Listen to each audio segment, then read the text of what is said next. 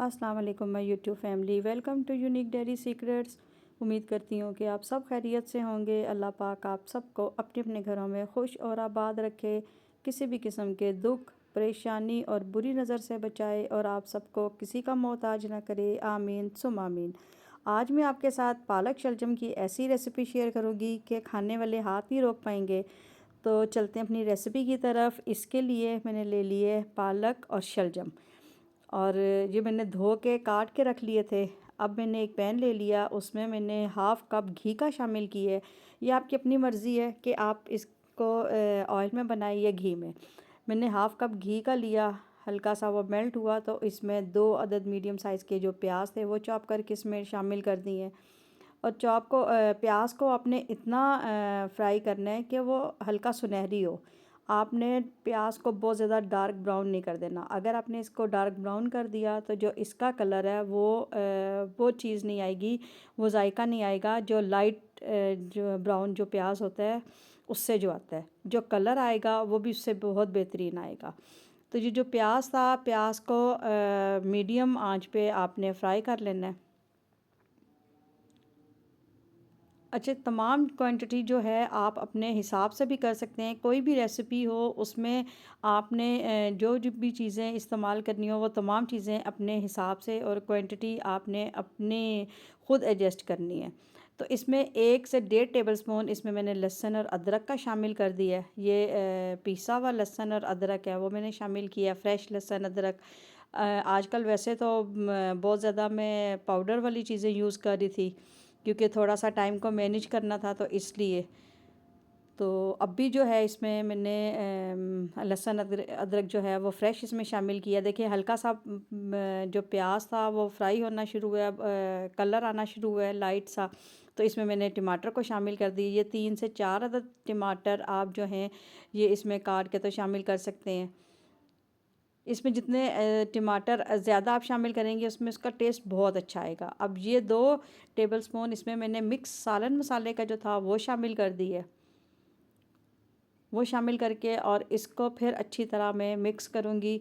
ये सालन मसाला मैंने पहले भी एक बार आपको बताया कि ये आम शॉप्स में हर जगह पे मिल जाता है। तो ये किसी भी जगह से आप ले सकते हैं सालन मसाला। 1 टीस्पून इसमें मैंने कुटी लाल मिर्च जो है वो शामिल कर दी है।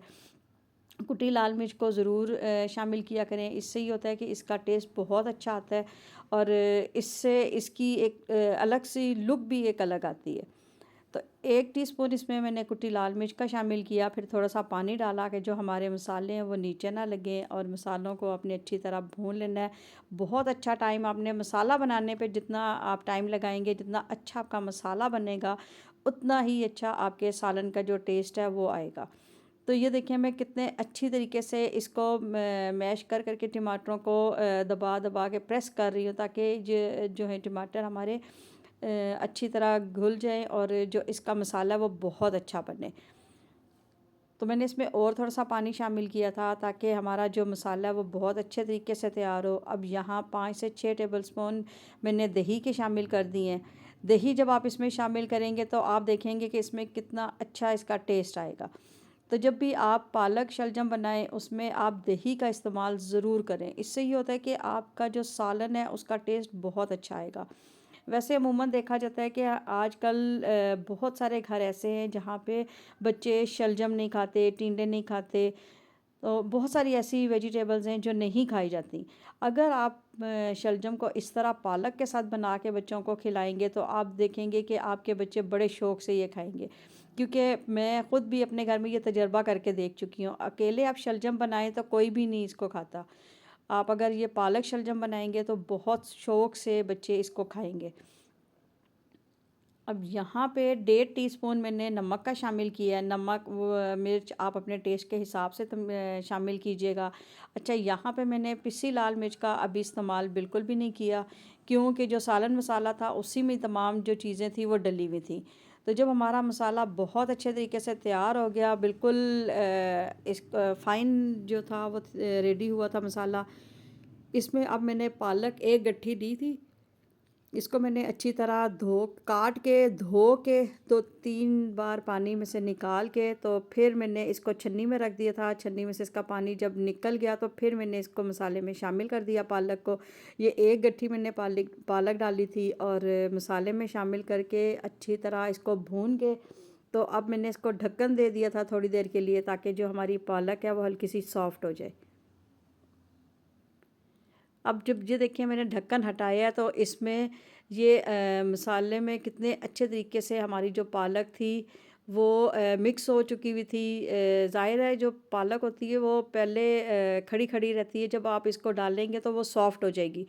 तो ये देखें जो पालक है वो मसाले में कितने अच्छे तरीके से मिक्स हो चुकी है। तो ये एक और भी बात आपके साथ शेयर करनी थी कि आपके घर में अगर आपको पता चले कि कैट्स आती हैं, बिल्लियाँ आती हैं, तो आप उनके खाने के लिए कोई ना कोई ज़रूर इंतज़ाम करके रखा करें, ताकि वो आया करें और आपके घर से कुछ ना कुछ खा के जाया करें। ये भी एक तरह का सदका जारिया ही है कि आप इनको कुछ ना कुछ ज़रूर डालें। आप अपने घर में एक जगह ऐसी मखसूस रख दें कि वहाँ पे एक बर्तन रख दें और उसमें कुछ ना कुछ ज़रूर डाल के रख दिया करें, ताकि जब आपके घर में बिल्लियाँ आएँ तो वो उन चीज़ों को खाएँ और दुआएँ दें और चली जाएँ।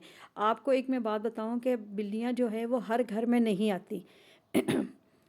तो अगर आपके घर में बिल्ली आ रही है तो आप उसके खाने का इंतज़ाम ज़रूर करें। या वैसे भी कभी भी आप कोशिश करके देखें कि आप किसी भी बर्तन में कोई थोड़ा सा खाना डाल के एक साइड पर रख दें, तो हो सकता है कि कोई आ जाए, बिल्ली आए और वो खाना शाना खा के तो चली जाए। तो ये चीज़ें जो हैं, इन चीज़ों का एहतमाम ज़रूर किया करें। और ये अब यहाँ पे देखें, जब मैंने इसको इसका पानी खुश्क हो गया था पालक का, तो इसमें अब मैं अच्छी तरह इसको मिक्स कर रही हूँ मसाले में। जो इसमें मैंने कोई एक्स्ट्रा पानी नहीं डाला था, जितनी भी ये पालक का जो पानी था वही निकला और वही मैंने इसको इसमें मसाले में अच्छी तरह इसको मिक्स कर दिया। अब यहाँ पे मैंने साथ में शलजम काट के तो डाल दिए थे। शलजम जो थे वो आधा किलो से थोड़े से ज़्यादा थे। एक गट्ठी पालक की थी और शलजम आपने थोड़े से ज़्यादा लेने हैं, क्योंकि शलजम भी जो हैं जब ये पक के जब ये गल जाएंगे तो ये थोड़े से कम हो जाएंगे। तो इसलिए आपने इस चीज़ का भी ख्याल रखना है कि आपने इसमें जो शलजम है ना वो एक आधा किलो से कम और एक आधा किलो से ज़्यादा थोड़े से और 1 किलो से कम लेने हैं। तो वो मैंने थोड़े से मोटे-मोटे काटे हैं इसमें, और कटते भी मोटे-मोटे, आपने इसको बहुत बारीक नहीं काटना। अगर बारीक काटा तो ये ये फ़ौरन जो है ना ये सॉफ्ट हो जाएंगे। तो जब मैंने इनको अच्छी तरह इसके साथ पालक के साथ मिक्स किया, थोड़ा इसी के पानी में, आपने इसमें और पानी शामिल नहीं करना।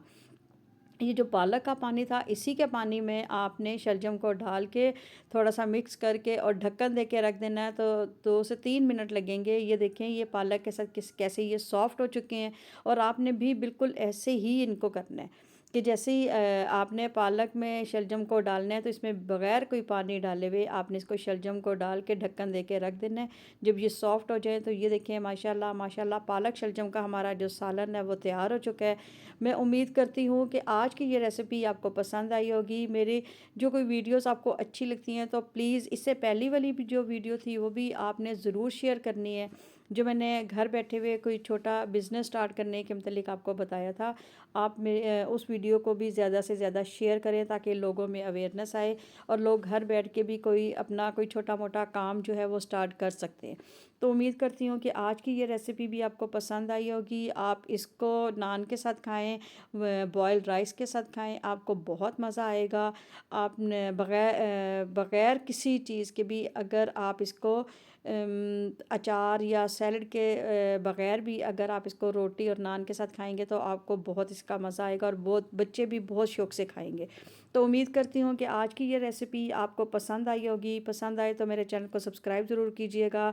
मुझे दुआओं में याद रखिएगा। अल्लाह हाफ़िज़।